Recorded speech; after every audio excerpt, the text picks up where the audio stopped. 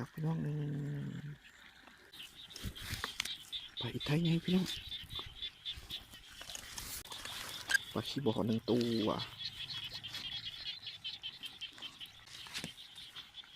ปลาหลดเร็วครับปลาหลดเร็วตึกไปตึกมาก็ได้หลายตึกพี่น้องครับแล้วครับปลาเข็งปลาหลดเร็ว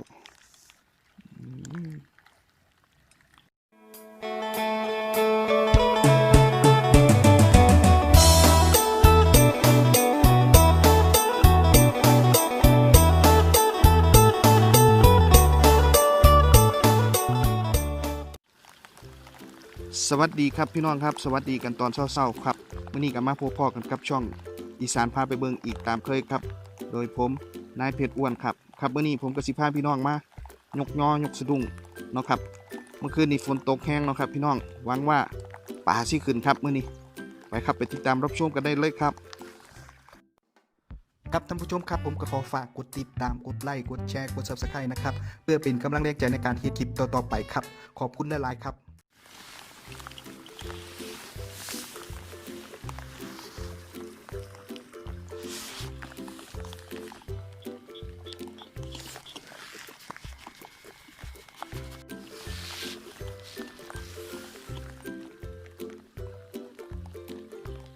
ชมพูปลาน้อยครับพี่น้อง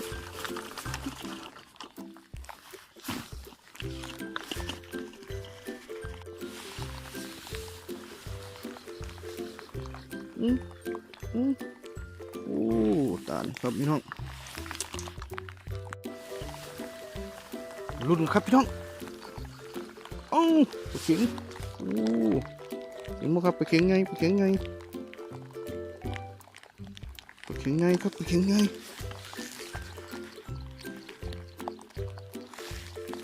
เข็งใหญ่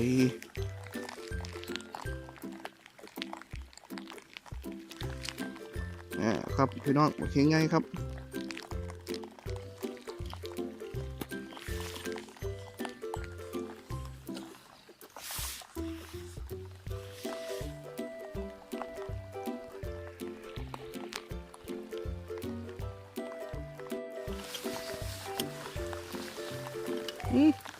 โอ้โหโอ้ปลาลดเร็วครับพี่น้องปลาลดเร็วปลาลดเร็วปลาลดเร็วครับปลาลดเร็วปลาเข็งครับ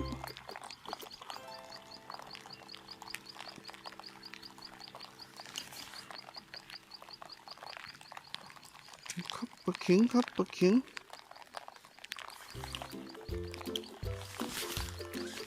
นั่นปลาลดเร็วครับพี่น้อง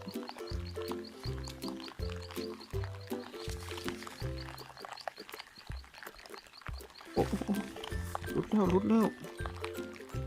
ปลารุดเร็วปลารุดเร็ว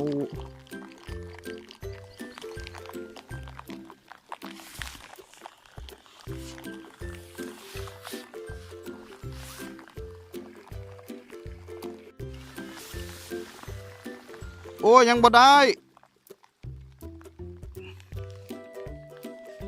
มีแต่ปลาเข็งถือปลาเข็งอีกแล้วครับพี่น้องเดี๋ยวว่าปลาเข็งปลาเข็งปลาเข็ง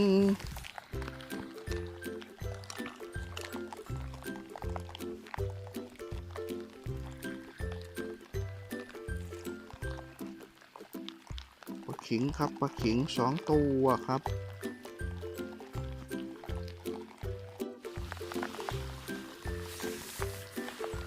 ยกโอ้มีปลาป้อมพร้อมหอยเชอรี่เขากระดุ้งครับเอา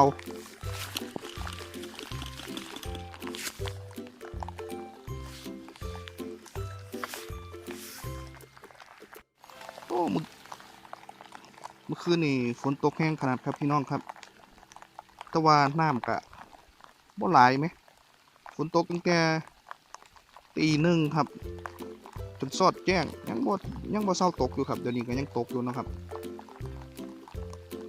แต่ว่าน้ำกะยังบ่หลายครับพี่น้องน้ำยังบ่ขึ้นอยู่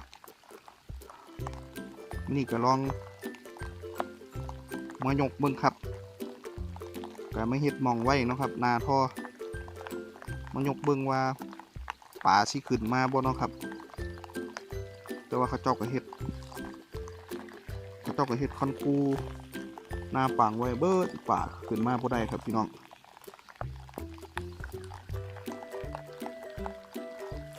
จังได๋ก็มาลุ้นกันต่อครับ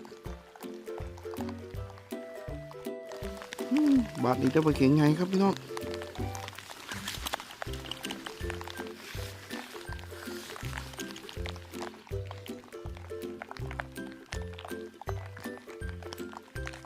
ดอกครับปลาเข็งไงตัวปลาไงนี่ครับ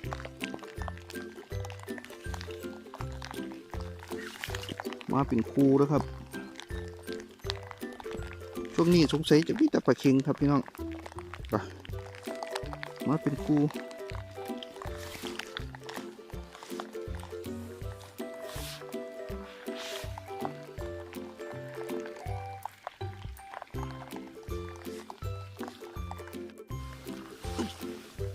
ลุ้นครับปลาเข็งครับพี่น้องปลาเข็งช่วงนี้ก็มีแต่ปลาเข็งอ่ะผมว่าเข็งอย่างเดียวมันตุกด้วยเข็งมาพี่น้องโอเคแล้วบาทนี่ถือแก้วครับถือแก้วเต้นดงเดียงแล้วครับพี่น้องเห็นไหมครับเต้นดงเดียงแล้วครับขา2 ตัวแล้วนะครับ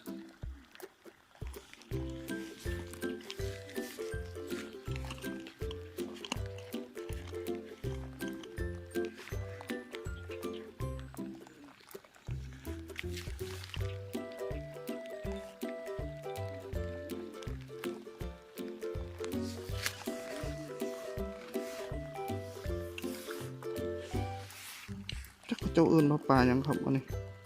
ปลาขาวแล้วเนาะ2 ตัวครับต้องมาลุ้นกันต่อครับยกครับนี่บอกครับปลารถแล้วครับพี่น้องปลารถแล้วครับปลารถแล้ว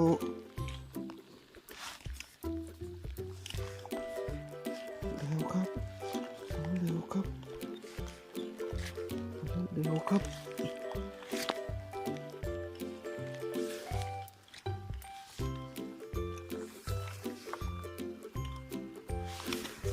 มันลุ้นกันต่อครับมันลุ้นกันต่อนี่บ่ตายรถเร็วอีกแล้วครับพี่น้องพักดูพี่เห็นบ่ครับปัดรถเร็วมันก็ท็อกดีซะกอดรุ่งขาดมาลุ้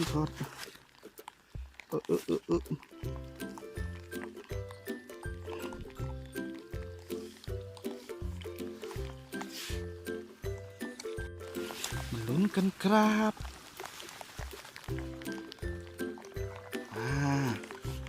ปลาซ่อนนะปัดนี้ครับปลาคอน้อยครับพี่น้องคอน้อยครับ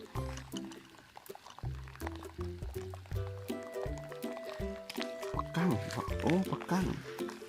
เขาเอื้นว่าปลากั้งไม่ใช่ปลาคอน้อยนี่ครับปลากั้งครับพี่น้องมันลุ้นกันครับปลา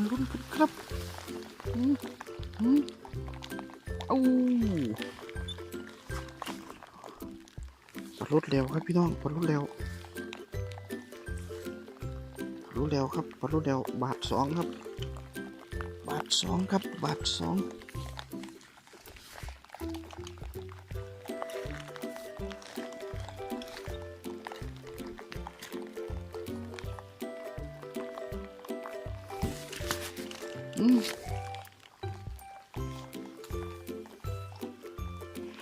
ปลารถเร็ว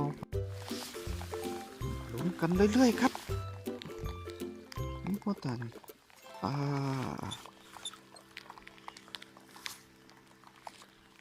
ขาวน้อยตัวหนึ่งครับพี่น้อง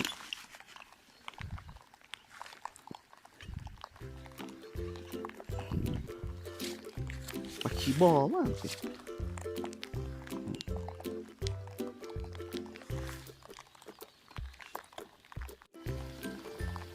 พูนครับพี่น้องสมาชิกยกยอ1 2 3พูนทั้ง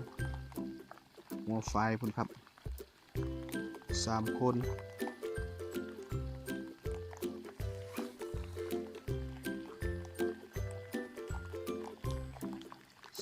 นอยู่หัวไฟครับพี่น้องปลายังบุกขึ้นแล้วครับ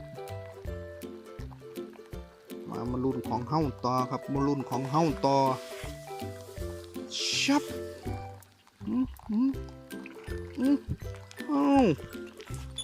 ปลากั้งอีกแล้วกั้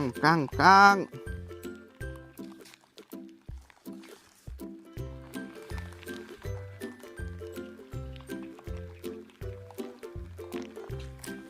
โอ้ยเนาะ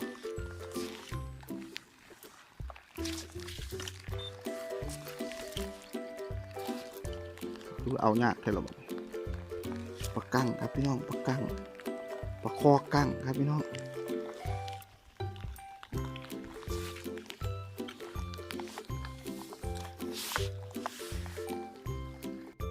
มาลุ้นกันต่อของเรา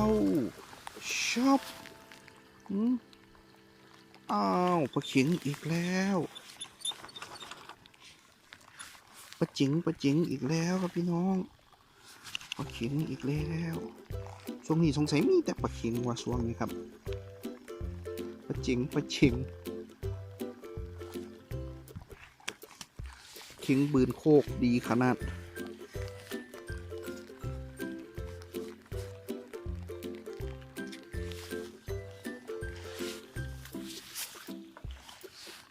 ปลาจิ๋งครับปลาเข็งนี่ครับพี่น้องปลาเข็งครับปลาเข็งใส่ของเราต่อมารุ่นของเราต่อดูกันไปอยู่เจ้าปลาเข็งอีกแล้วเห็นบ่ครับพี่น้องปลาเข็ง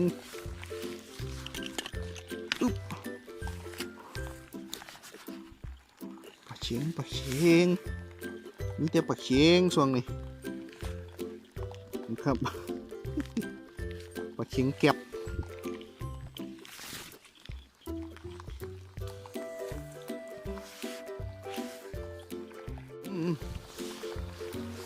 ลุ้นกันไปยาว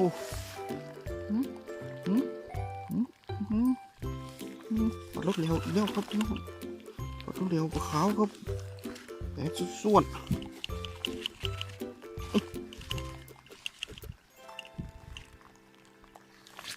เร็วปลาขาว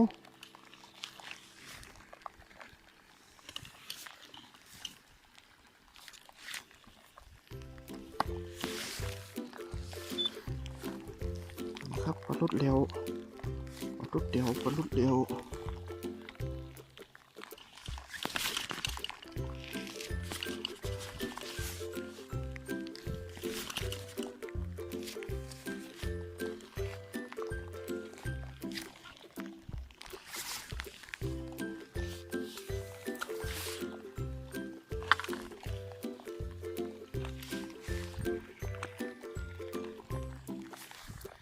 รุ่นกันต่อครับพี่น้องครับนี่บ่ครับปลาขาวน้อย2 ตัวครับขาวน้อย2 ตัวครับผม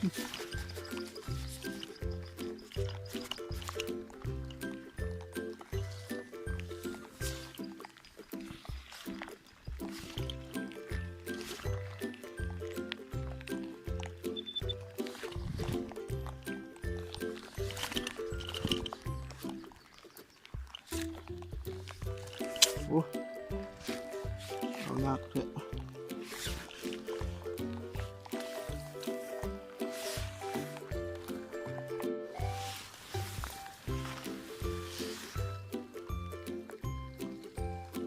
ปลาเข็งอีกแล้วโอ้บาทนี้ได้หลายเติบกับพี่น้อง 3-4 ตัวนะครับปลาจิงครับปลาขิงปลาขิง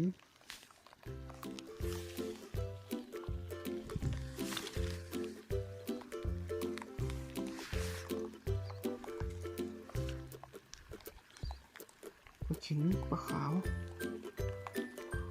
น้อยปลาขาวน้อยครับ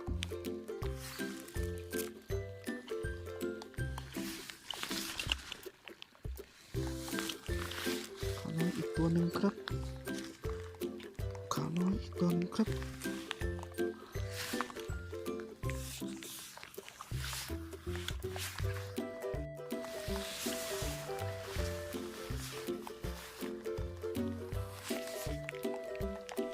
มาอีกแล้วกัมปู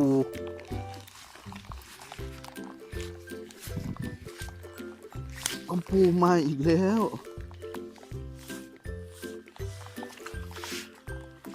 เลขตัวตู้ป้าบคอใหญ่ตายแล้วบ่หันโอ้ยจะเสียดายเท่าว่า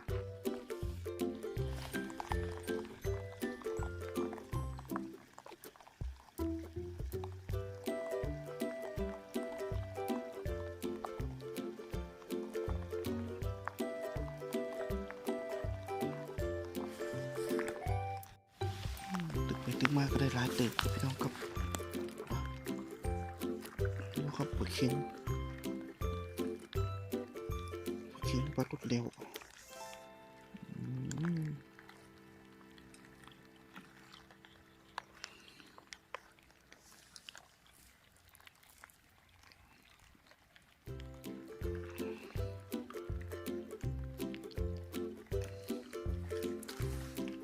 ตึกมาก็ได้หลายตึก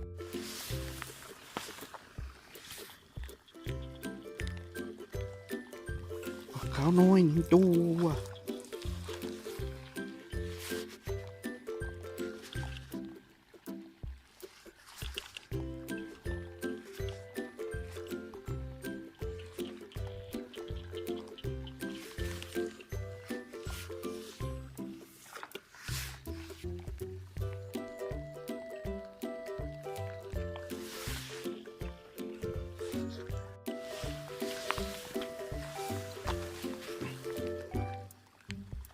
มิตรป่ารุ่นนี้แหละ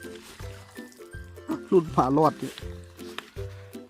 3 ตัวครับเพื่ออาหารรอดอาหาร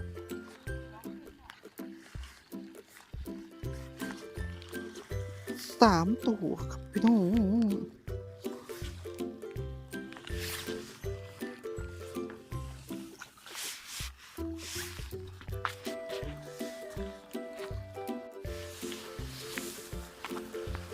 ลุ้นกันครับนี่บ่ปลาขี้บ่อเขาเอื่นปลาเดียงมันนั่นเดียงเลยไหมแต่ปลานี่แหละ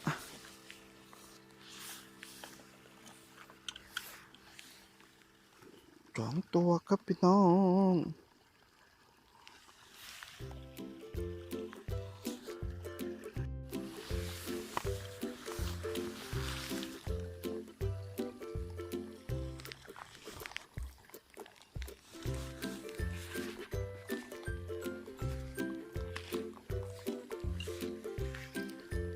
ปลาใหญ่กับบ่มีเนาะตัวปลาขาวน้อยปลากี้เดือดวันนี้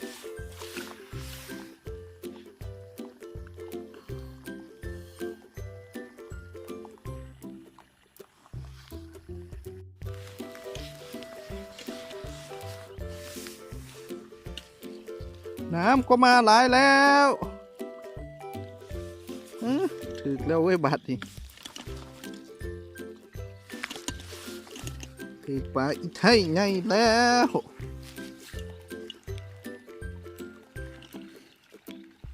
ถืออีกระปูพร้อม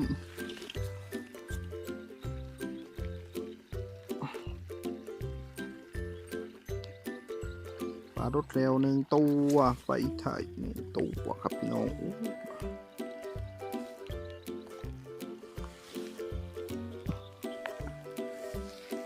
ปลารถเร็ว1 ตัวครับ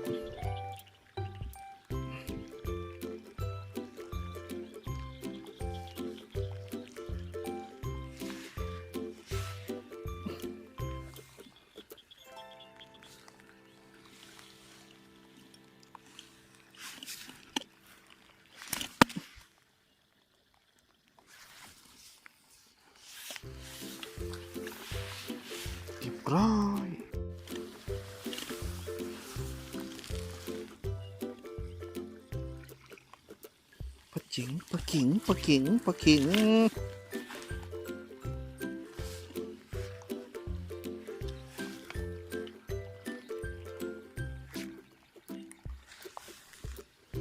ขิงปลาขิงปลาขิงครับพี่น้องปลาขิงครับ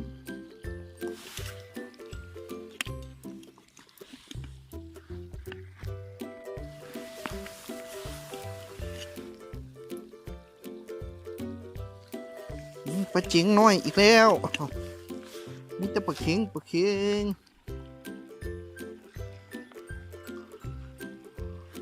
เอาไปไว้ปล่อยลงสระน้ำสระมีแหละ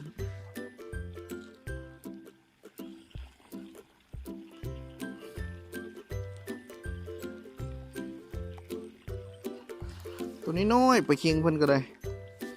ปลาจิงปลาเข็ง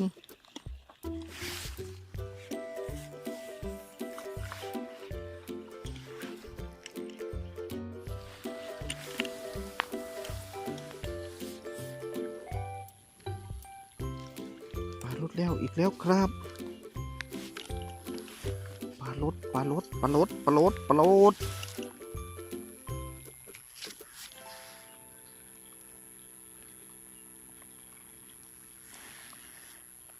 ปลาลดปลาลดปลาลด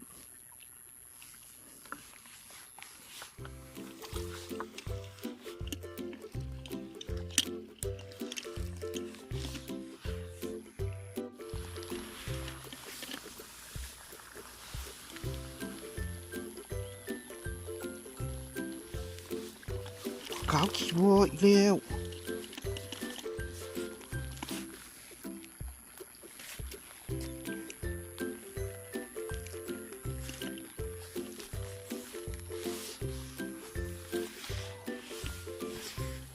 ครับพี่น้อง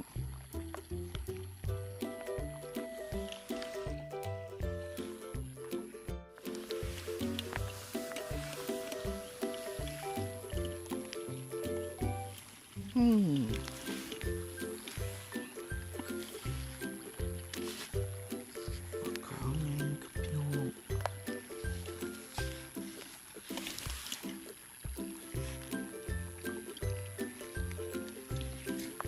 ครับ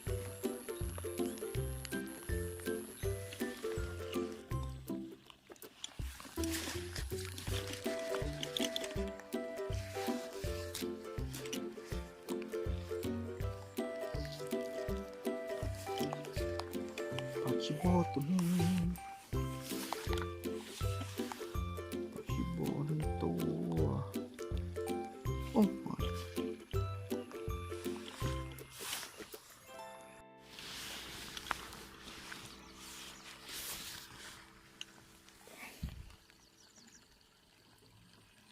เอ้าหนึ่งตัวครับหนึ่งตัวครับตัวครับหนึ่งตัวครับตัวงามๆเลยครับ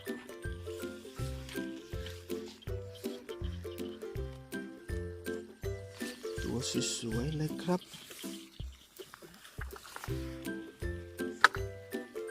ตัวสวยๆเลยครับครับพี่น้อง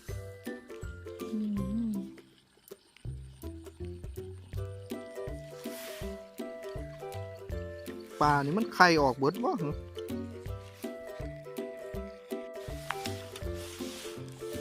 ลุ้นกันครับลุ้นกันครับ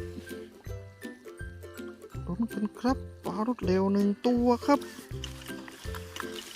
เอาพันเขา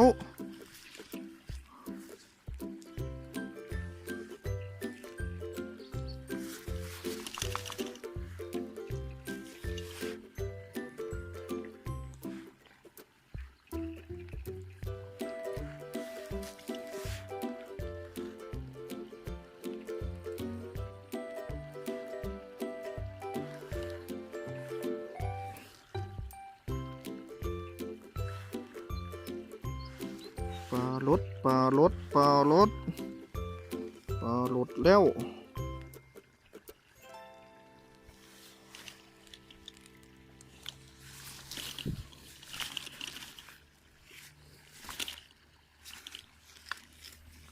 ขาว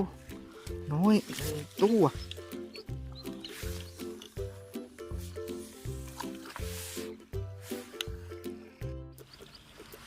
ลุ้นกันครับพี่น้อง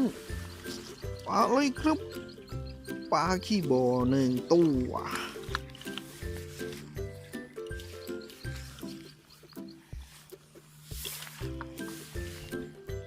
ปลาขี้บ่อ1 ตัวครับ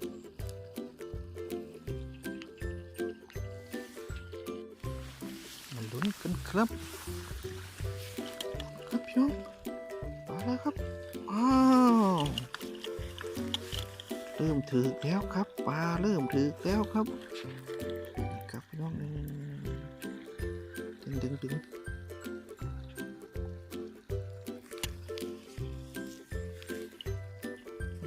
ปล่อยไปไง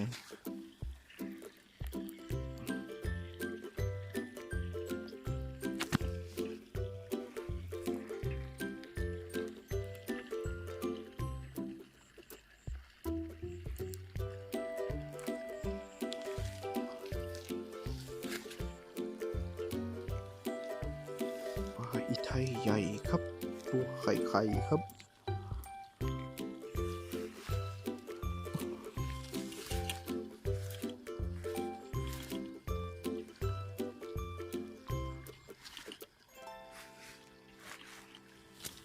ครับมาเป็นครู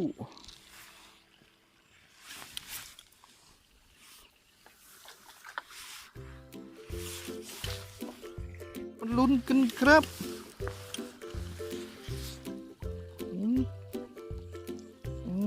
ปลาขี้บ่อ1 ตัว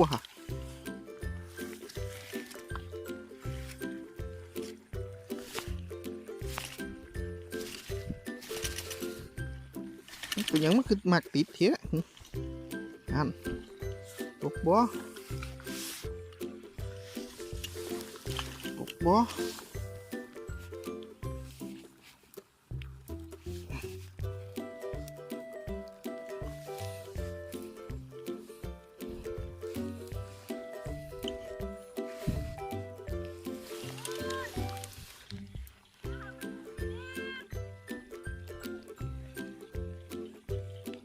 ปลาขี้บ่อตัวสวย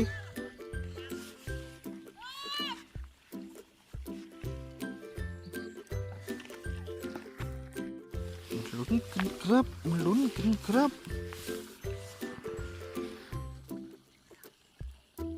นี่บ่ครับปลาขี้บ่ออีกแล้ว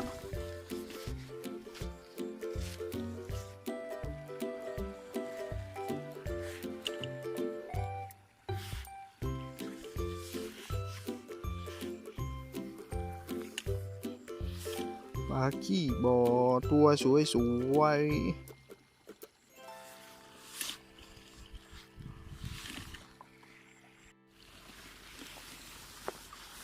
มันลุ้นกันครับพี่น้องโอ้ยรอดหมดแล้วปลาขี้บ่อ1 ตัว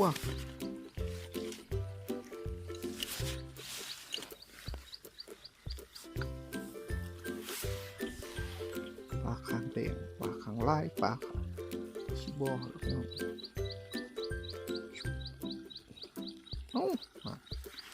ตกจ่อย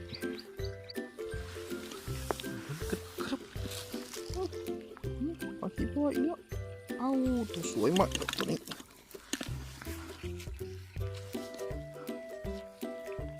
ปลาคางแดง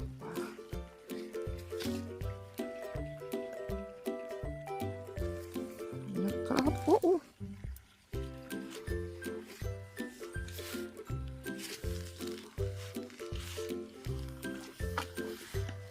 ครับพี่น้อง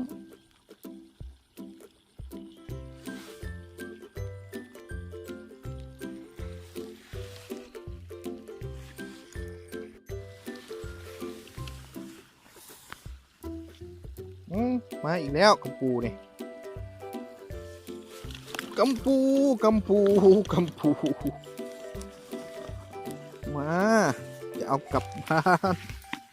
มา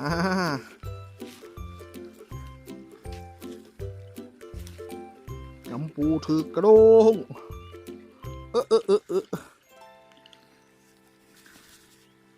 นั่น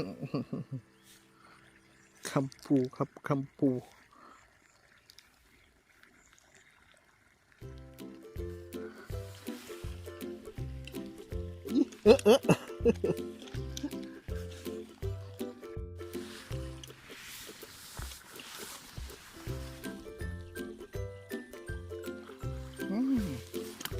ปลาลดเร็วครับพี่น้องครับปลาลด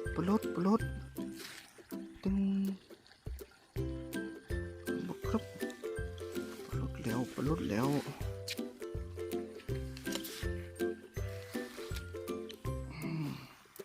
ครับพี่น้องปลาลดแล้วครับ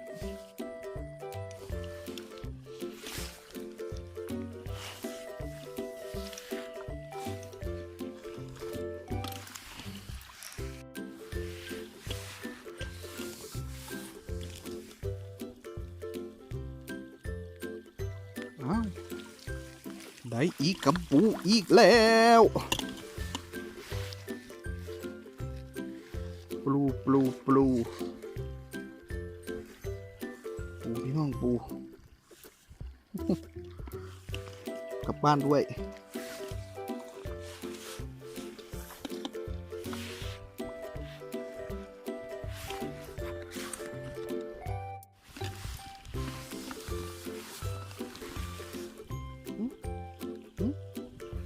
ปลาขี้เดือดปลาขี้บอกตัวหนึ่งครับพี่น้องปลาขี้บอกปลาขี้เดือดครับ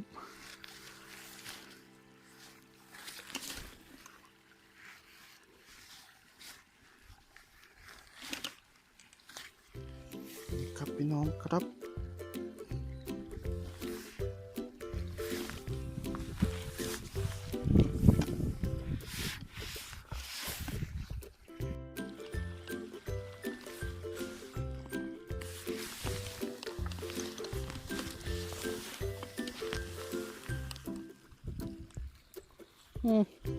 เลยคำเขียงเอาเบิร์ดข่อยมือนี่ปูเมื่อให้ร้าน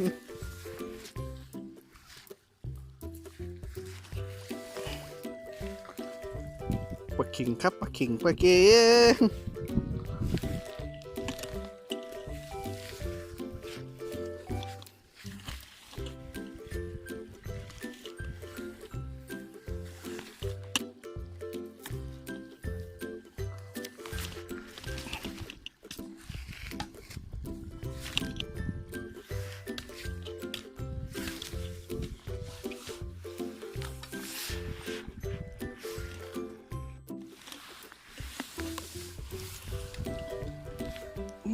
เต้นดอดมีแต่ป่านี่แหละเต้นดอดป่าขี้บัวป่าเอียงเนาะเขาเอื่นครับ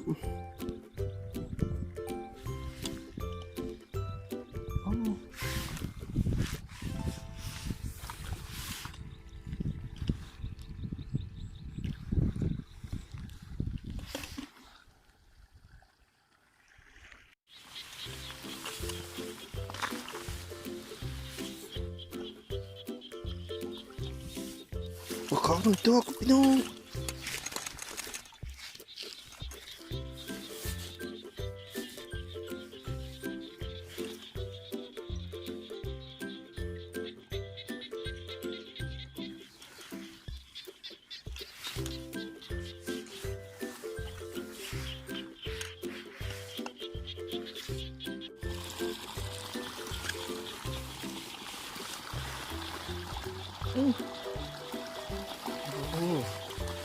3 ตัวครับพี่น้องเหลือตัวเดียวครับเดี๋ยวหอยพร้อม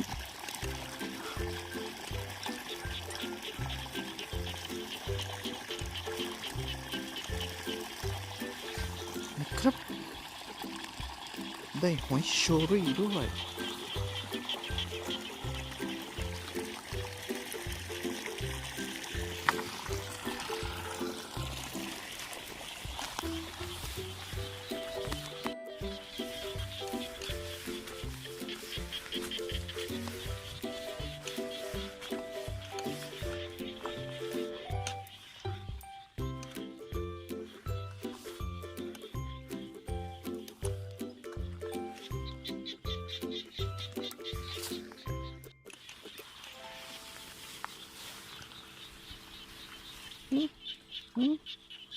ปลาลดแล้วครับพี่น้องปลาลดแล้วครับปลาลดแล้วปลาลดแล้วปลาลดแล้ว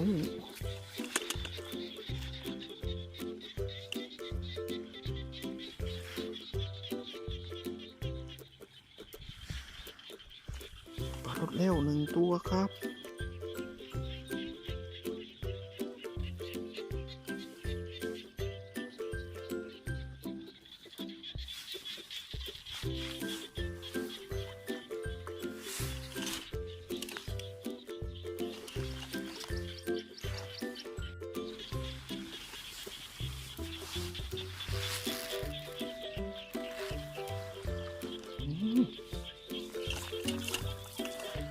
ปลาขาวใหญ่นะครับพี่น้องถึงปลาขาวใหญ่แล้วครับขาวใหญ่ๆแล้วครับ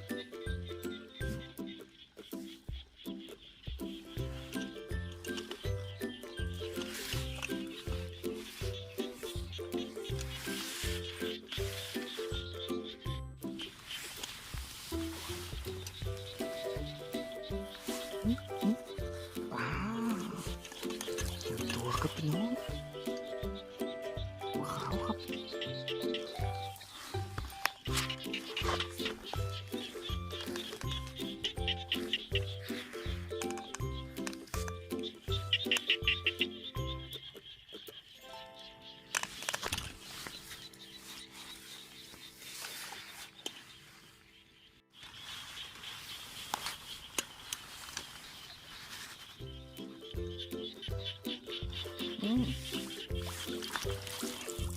ขาวน้อยครับพี่น้องขาวน้อยครับ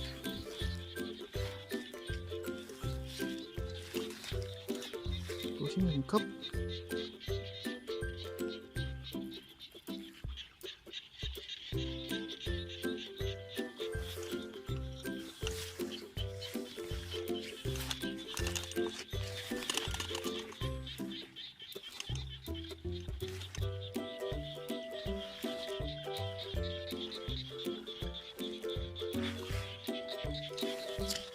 สองครับ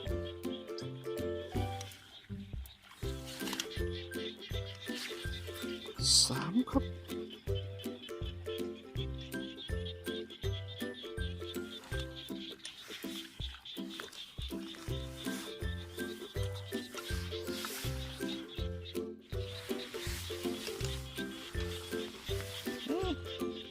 เต้นดูขาวน้อยขาวน้อยครับพี่น้อง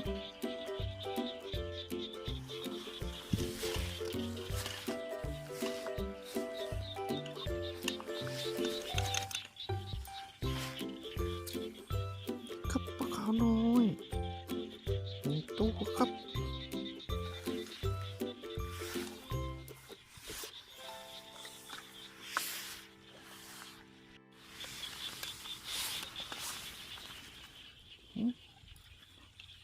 ปลาขาวขี้บอกอีกแล้ว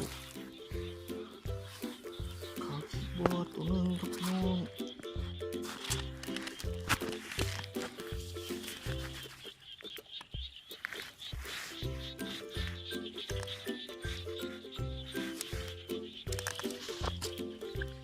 ครับขาวขี้บอก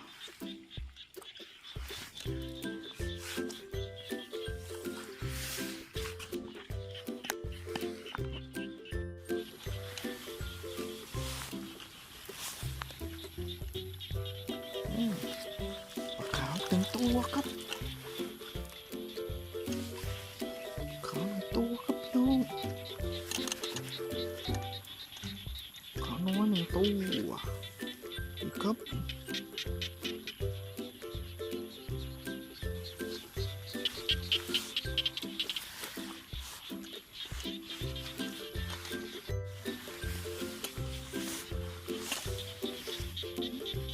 ไปแล้วครับพี่น้อง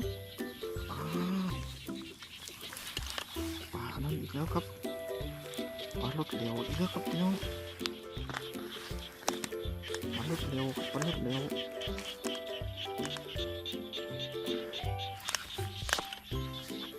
ปลารถ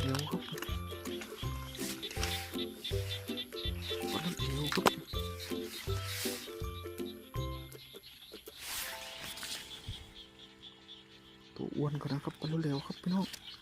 ปลารถเร็วครับ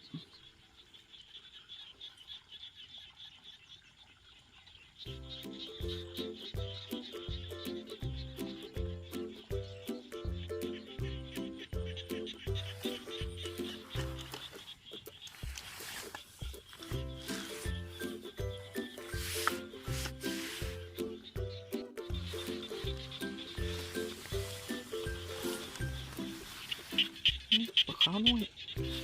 ปลาขาวน้อยปลาขาวน้อยปลาขาวน้อยปลาขาวน้อย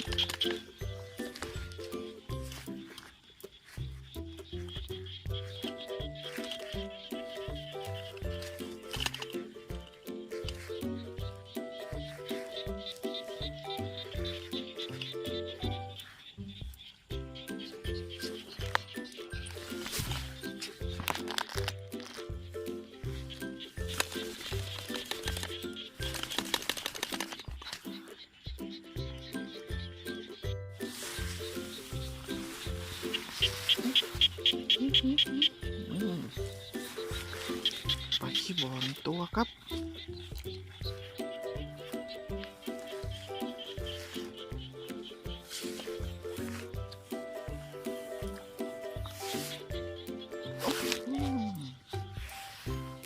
พี่น้อง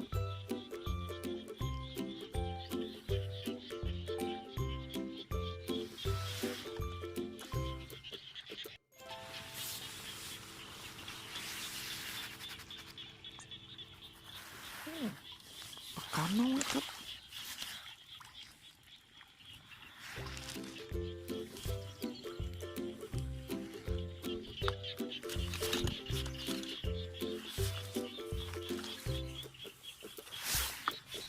ปลาขาวน้อยบาทละโตครับพี่น้อง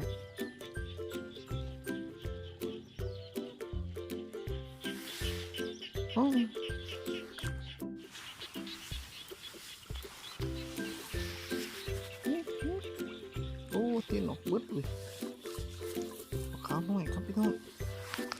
ตีนออกเบิดแล้วตัวเดียว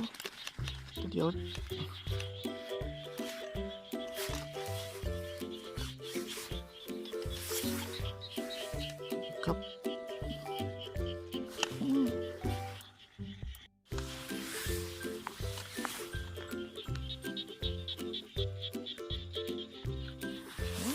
ปลาเร็วอีกแล้วครับพี่น้อง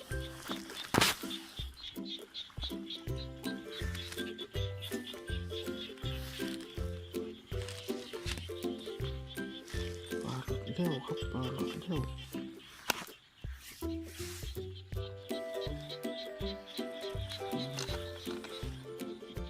ตัวครับปลาเร็วครับ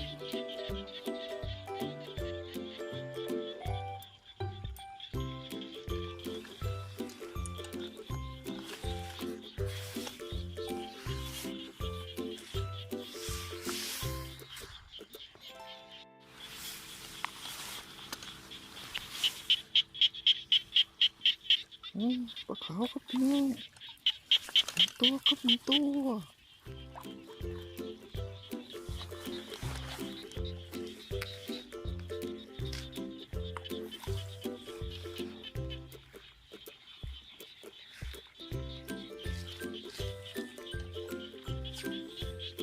ตัวครับ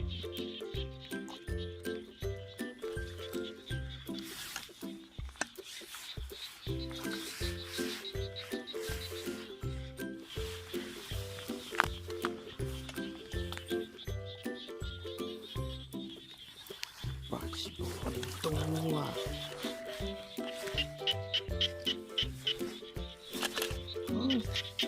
สีแห้งก็เลยตกน้ำจ้อยรอดไปจ้อย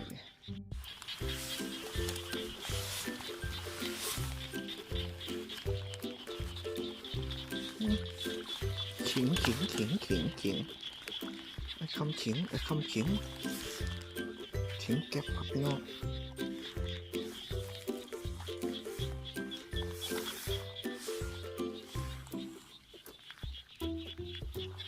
ปลาขิงเก็บ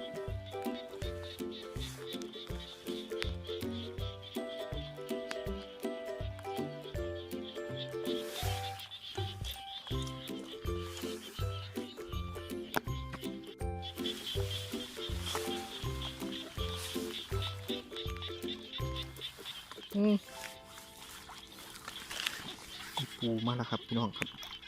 อีปูครับ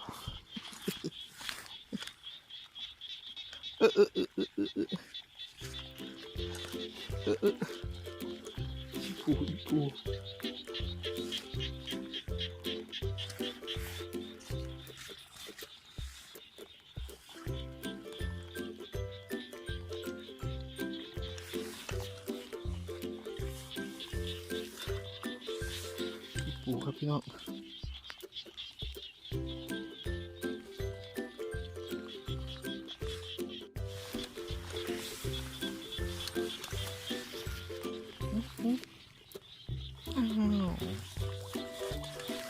ปลาขี้บ่อหนึ่งตัว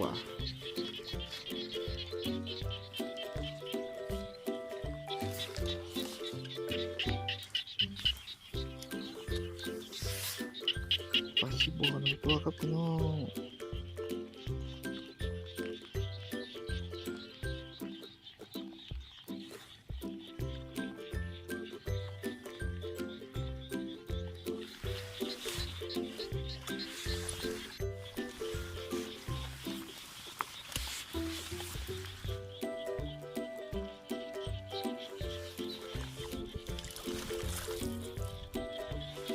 กุ้งคือตัวใหญ่แท้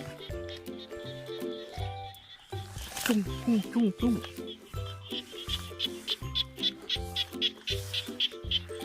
ย่อง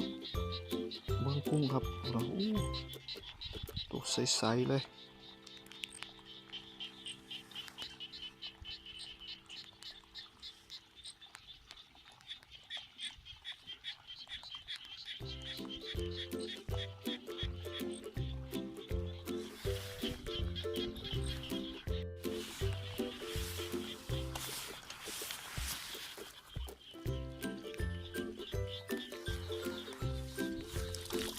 มาอีกแล้วอีกัมปู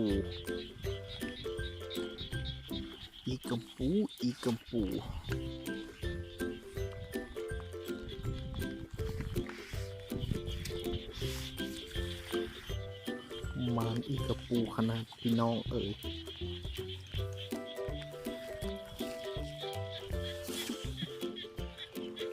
นี่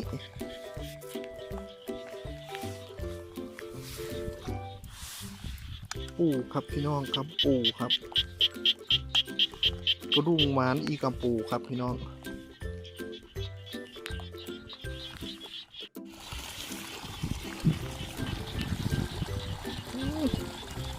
ถึงปูไงอีกแล้วกระดุมมันอีกระปูดอก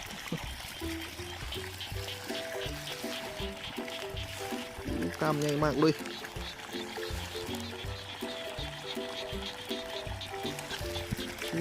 ปูปล่อยสิครับ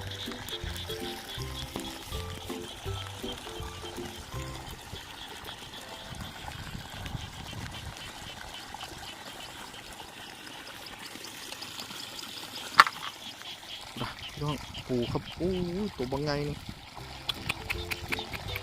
บนกล้ามมันพุ่งโซ่กล้ามขนาดเลย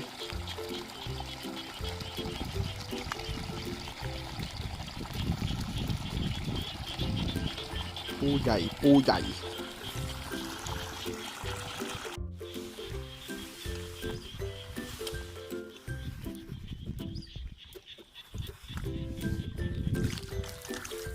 กาน้อยนึงตู้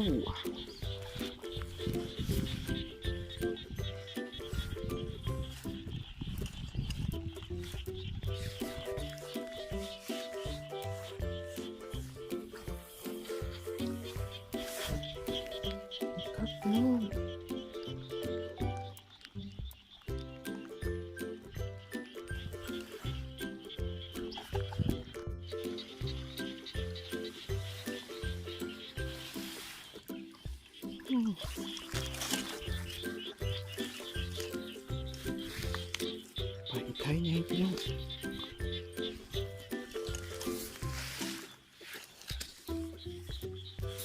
อีไทยใหญ่ครับ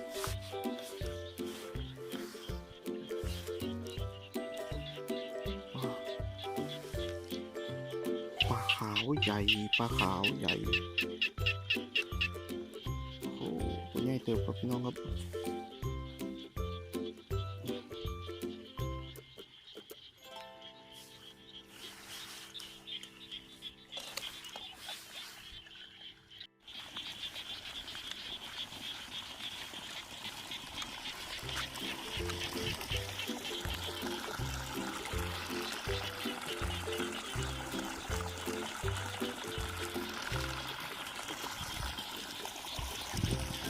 ครับพี่น้องครับผมก็ขอฝากกดติดตามกดไลค์กดแชร์กด Subscribe นะครับเพื่อเป็นกำลังแรงใจในการเฮ็ดคลิปต่อๆไปนะครับมื้อนี้ผมก็ขอจบคลิปไว้เพียงเท่านี้นะครับขอตัวลาไปก่อนครับสวัสดีครับ